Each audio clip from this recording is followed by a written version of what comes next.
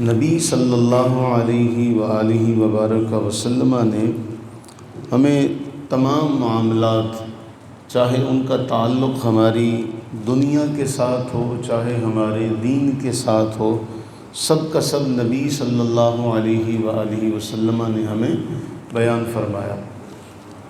لیکن بعض معاملات ایسے ہیں کہ ہم ان معاملات میں اپنا تو معاملہ ہم سامنے رکھتے ہیں، لیکن اس معاملے کی جو حکمت ہے، جو اس کی گہرائی ہے، اس کو نہیں سمجھتے۔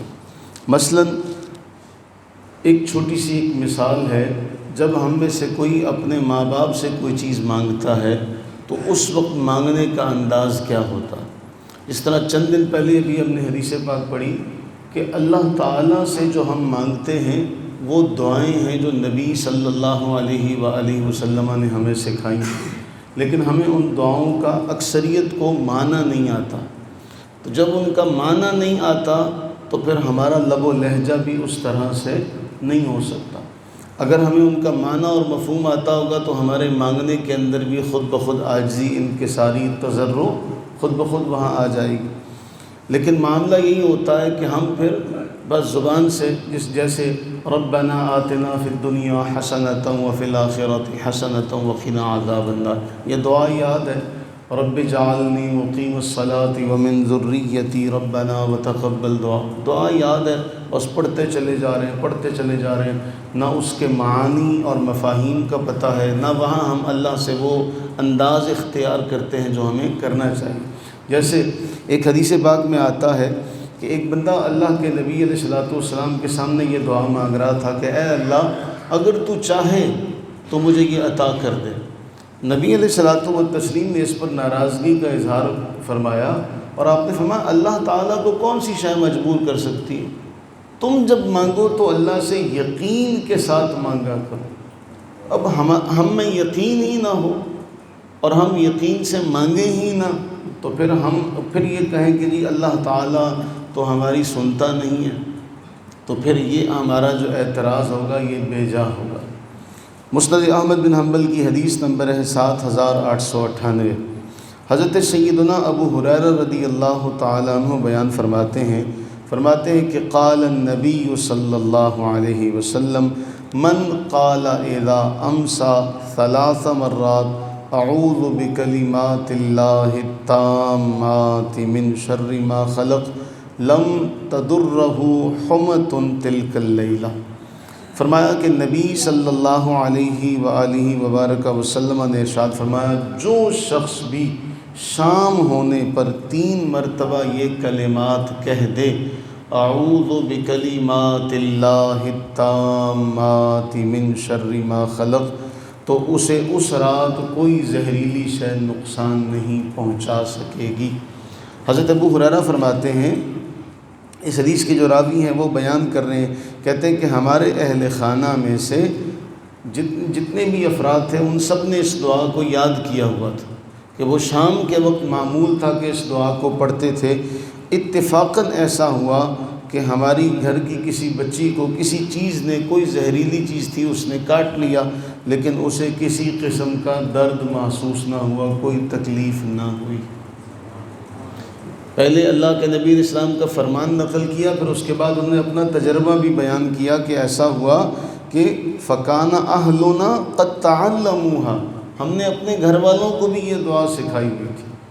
ہمارے اہل خانہ میں سے کسی کو فَلُدِغَتْ جَارِيَةٌ مِّنْهُمْ، کسی بچی کے ساتھ کوئی ایسا معاملہ ہوا، کوئی زہریلی چیز نے اسے کاٹا، لیکن فَلَمْ تَجِدْ لَهَا وَجَعًا، اسے اس کا کوئی درد وغیرہ کوئی نقصان نہیں ہوا۔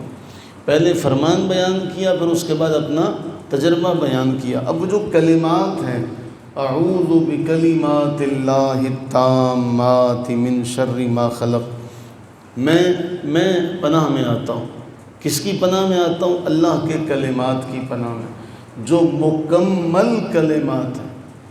ہم میں سے کسی کا کلام مکمل نہیں ہے، دنیا میں کسی کی بھی بات مکمل نہیں ہو سکتی، وہ اس کو اس سے بہتر اندر، جس طرح آپ دیکھیں نا، کوئی بھی بات ہم کہتے ہیں، کوئی بیان کرتے ہیں، کوئی مدعا رکھتے ہیں، اس کو ہم بہتر سے بہتر کر سکتے ہیں۔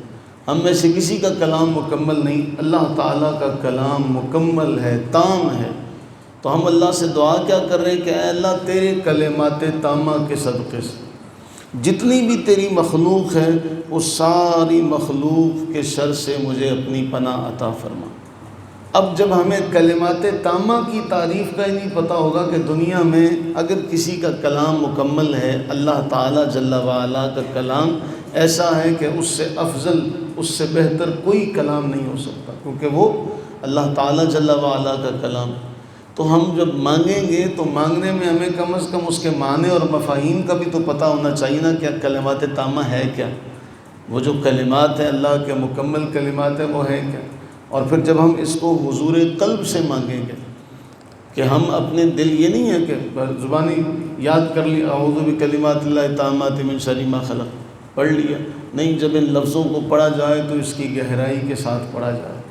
جیسے ہم کسی سے جب ہم کسی سے زبان میں بات کرتے تو احساسات ہمارے ساتھ ہوتے ہیں، جب ان الفاظ کو پڑھا جائے تو دل کی گہرائی کے ساتھ، احساسات کے ساتھ پڑھا جائے۔ تجربہ تو نے اپنا بیان کر دیا کہ ہمارے ساتھ بھی ایسا ہوا کہ وہ کوئی نقصان نہیں ہوا۔